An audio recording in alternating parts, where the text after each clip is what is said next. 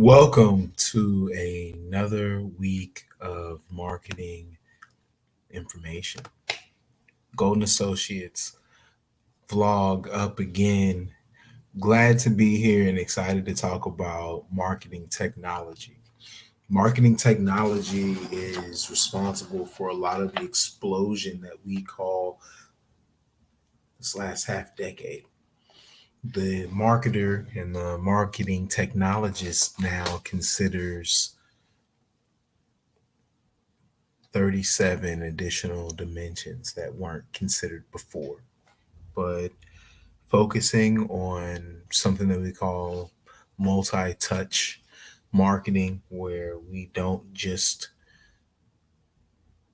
receive credit in the marketing department or the sales department or any single place. We distribute and we attribute credit throughout the organization with MTA. I'm going to talk specifically about marketing technology and the trends that we have created with our habits.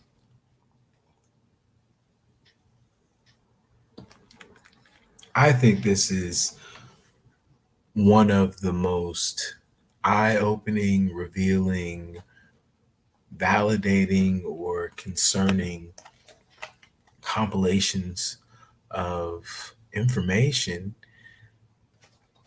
because they all point to the same direction.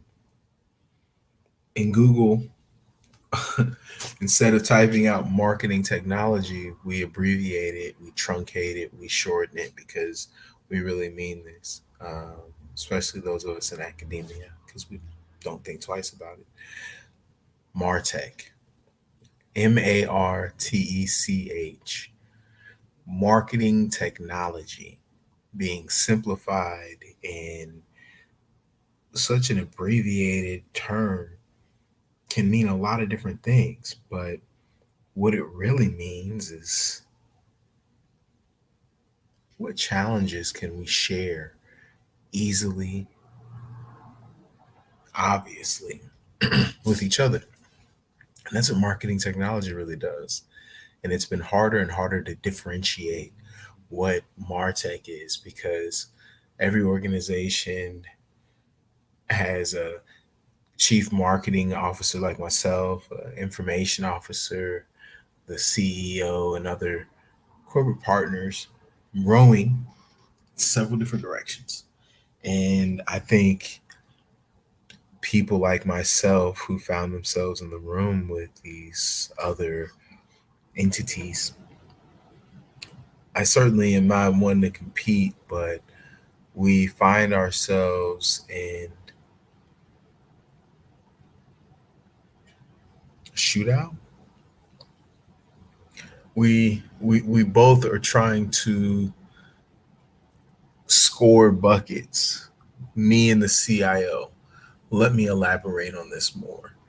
It's always a situation to where IT spending, advertising spending is somehow not the marketing team. And after we argue and fight and fuss about why these funds shouldn't be taken from the budget and given somewhere else without any supervision, and then the other department continues and creates all of this division with all of this addition and spending, it just is something that I've witnessed. And like I said, it's a shootout. We're spending money on the same thing, and my tools are getting us there quicker. You're buying Facebook ads. That's cool. That's cute, but I am okay parting from that because it's not those ads. It's those ads in combination with, and I'm able to fine tune my budget beautifully with this technology. I think that AI, being a larger part of what we do, I think that it will become more intuitive, specifically with like forecasting. I think that AI tools could find a huge windfall for organizations, maybe in projecting savings and delivering on those marks, knowing that it's a conservative construct. I think that it's far too often, it's not counterintuitive, just no one makes sense of it. CRM isn't Google ad spend, okay? Those relationships that we have, those are a product of what we do holistically. A piece of that could and should be Google. It could and should be the website. It could and should be every journal we advertise in, every trade show, every webinar. Please give me something to work with. Um, this isn't a segue, but I said CRM. What I find is gold, and I really hope someone can either challenge or correct me on this. But email addresses, phone numbers, cell phone numbers, email addresses. You really don't need more than that. If I can send you a text or an email and you can click the link for whatever it is that I'm promoting, I'm going to be massively successful. I am going to be successful, I promise you, every single time, because I think physical address is just a byproduct of a sale. I only need to know what city and what part of town you live in to get my merchandise to you if it's in the physical form. Otherwise, I think that is kind of outdated, and I'm the oldest bird on the line. Please offer me um, information, insight, and I'd love to grow. But as far as our spend, I think it is a little bit divisive because CIOs are spending just as much as me, and my technology is different. If I'm using I'm not going to say it. You know which one I'm gonna say. The world's largest CRM. All right, those guys. If you use them or anybody, that's different. How you manage that information is different. It's not as easy as giving yourself credit for spending on the ad or playing the ad that we create, because everything that's responsible in that is just as responsible as the advertising, the billboards, and calculating all of this in totality and assigning its points, because different products and those different weights, it really does matter, and it's about delivery. I think that is the eye-opening and beautiful um, situation we're in, because we have so much technology and we have this merging and smashing of worlds and loss of boundaries. We really and truly discover that creativity is our edge. My edge is creativity.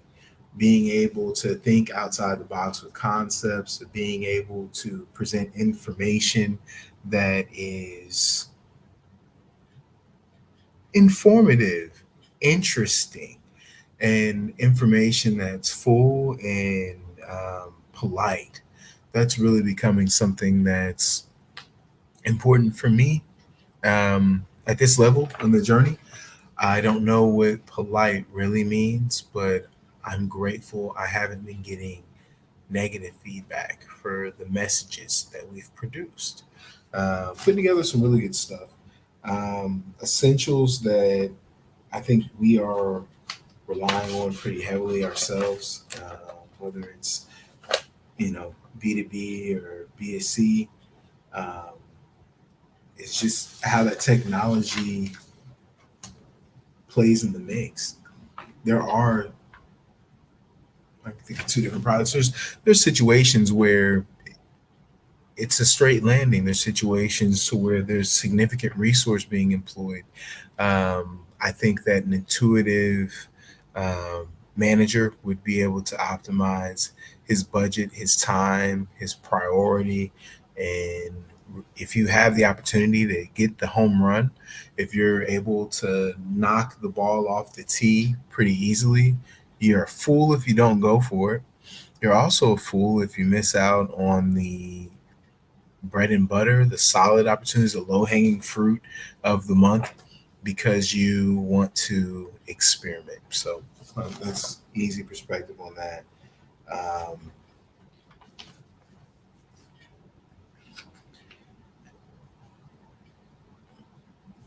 two things I just want to leave you with.